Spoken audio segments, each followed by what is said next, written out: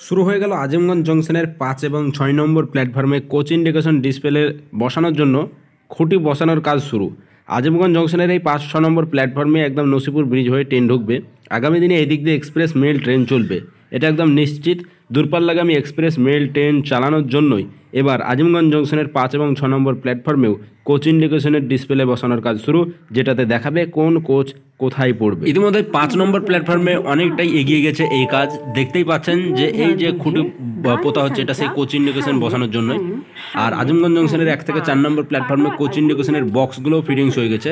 5-6 নম্বর প্ল্যাটফর্মে বসানোর কোনো আপডেট ছিল না এর আগে, তো হঠাৎ 5 এবং 6 নম্বর প্ল্যাটফর্মেও সেই কোচ ইন্ডিকেশন ডিসপ্লে বসানোর সেই খুঁটি পোতার যে কাজ, সেটা কিন্তু শুরু হয়ে গেছে।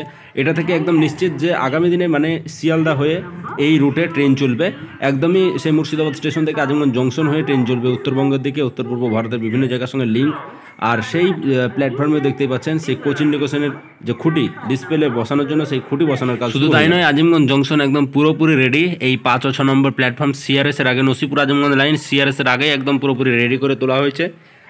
একদম ট্রেনের কোচে জল ভরার জন্য পাইপ লাইন ফিটিং সব কিছু একদম কমপ্লিট হয়ে গেছে। এখানে যে সমস্ত জলের ফোয়ারাগুলো খারাপ ছিল সেগুলোকে ঠিক করা হয়েছে।